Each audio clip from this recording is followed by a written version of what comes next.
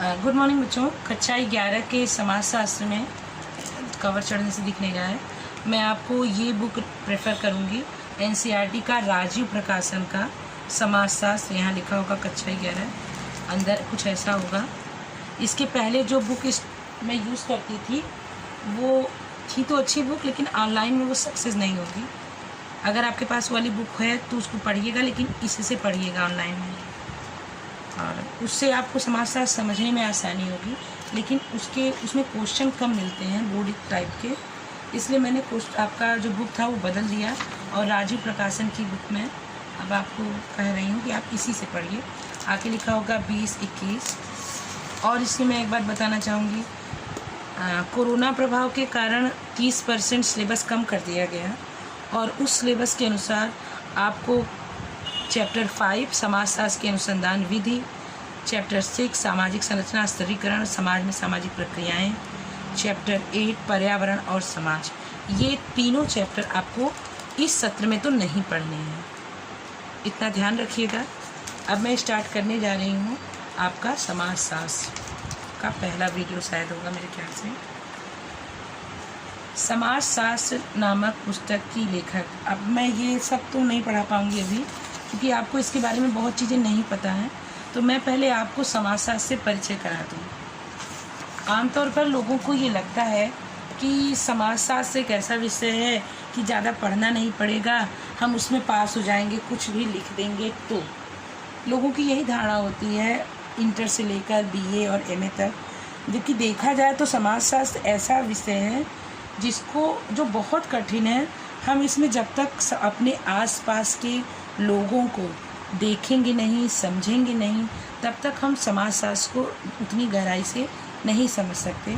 तो ये विषय अगर आपने लिया है तो मैं आपको पहले ही एक बात बता दूं कि आप अपने आसपास के लोगों को, उनकी रहन सहन, उनकी आर्थिक स्थिति, वो कितना कमाते हैं और कितना खर्च करते हैं, किस तरह का एक दूसरे से बिहेव करते हैं, व्यवहार करते हैं, और क्या वो जैसा व्यवहार करते हैं क्या वैसा उनके बच्चे भी करते हैं, क्या पढ़ने से किसी के परिवार के सोच, उसकी बोलचाल में अंतर होता है, क्या व्यक्ति का पहनावा उसके व्यक्तित्व को या उसकी सोच को, वो कैसा इंसान है, यह दर्शाता है।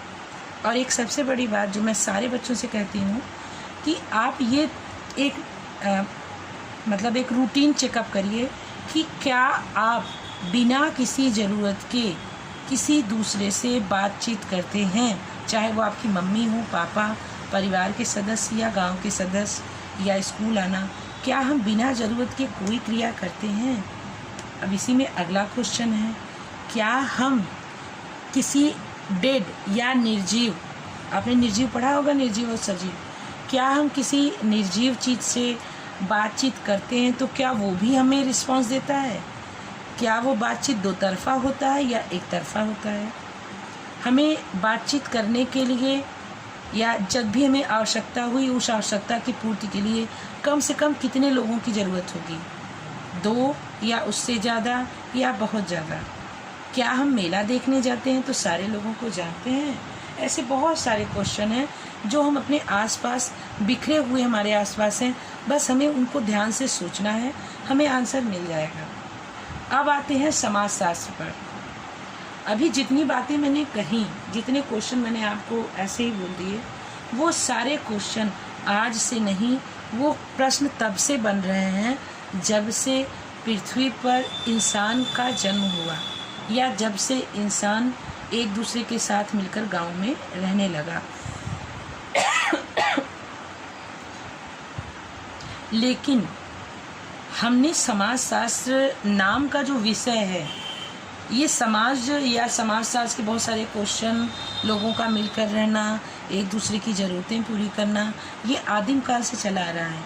लेकिन इसके बावजूद समाजशास्त्र एक नया विषय है, सबसे नया विषय से कहा जाता है। अब इसमें भी एक क्वेश्चन होता है, भाई नया विषय कैसे है, मनुष्य और मनुष्य का इतिहास तो बहुत पुराना है।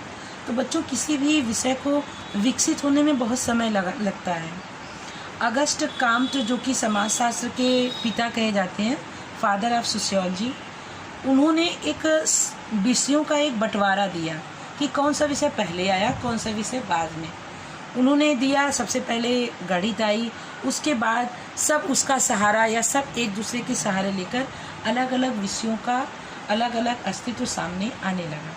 समाजशास्त्र का भी प्राचीन काल से ही अध्ययन हो रहा है, बशर्ते समाजशास्त्र नाम से नहीं। कभी इसे दर्शन शास्त्र में इसका अध्ययन किया गया, कभी राजनीति शास्त्र में, कभी धर्मशास्त्र में, कभी अर्थशास्त्र में। लेकिन इसका अलग से अध्ययन जो हुआ वो अभी 2 शताब्दियों ही पुराना है।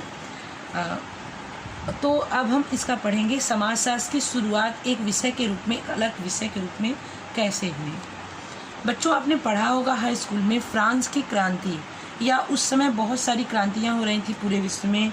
उसमें था इंग्लैंड की क्रांति, रूस की क्रांति, अमेरिका की क्रांति, और लास्ट में आपने पढ़ा था भारत का स्वतंत्रता आंदोलन या भारत का पुनर्जागरण। तो जब क्रांतियाँ हो रही थी उस समय आपने पढ़ा होगा कि सभी लोगों ने मिलकर किसी जार को फांसी दे दी, या बहुत खून खराबा हुआ, या इंग्लैंड में कोई खून खराबा ही नहीं हुआ था। ऐसी बहुत सारी बातें। तो जब भी हम अपने आसपास देखते हैं उस क्रांति की तरह ही कभी दंगे भी आपने सुने होंगे आधुनिक भारत में। तो अगर उस समय की हम कल्पना करते हैं तो उस समय सारे नियम ध्वस्त हो जाते हैं। नियम ध्वस्त होने का मतलब होता है कि कोई भी किसी का भी सामान चोरी कर लेगा या लूट लेगा।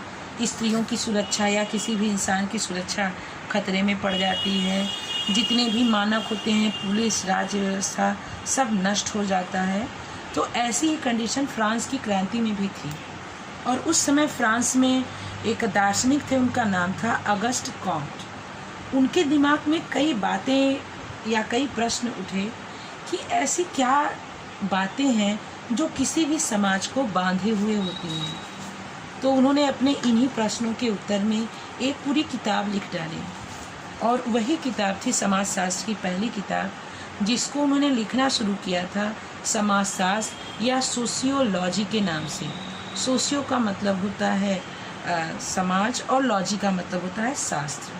तो सोशियोलॉजी के रूप में उन्होंने इसे लिखना शुरू किया, लेकिन सोशल फिजिक्स के नाम पर उन्होंने लिखना शुरू किया।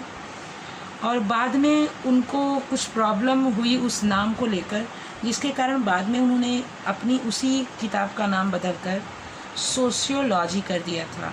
तो इस तरह पहली किताब जो समाजशास्त्र की थी, सोशियोलॉजी, अगस्ट कॉम्ट ने लिखी, और इसीलिए उन्हें फादर ऑफ अगस्ट का सोशियोलॉजी कहा जाता है। वो फ्रांस के थे। तो समाजशास्त्र की उत्पत्ति में क्रांति या फ्रांस की क्रांति का जो परिवेश था वो बहुत ही सहायक साबित हुआ, जिसके कारण समाजशास्त्र को एक विषय के रूप में पहचान मिली। आज का वीडियो हम यहीं ख़त्म करते हैं।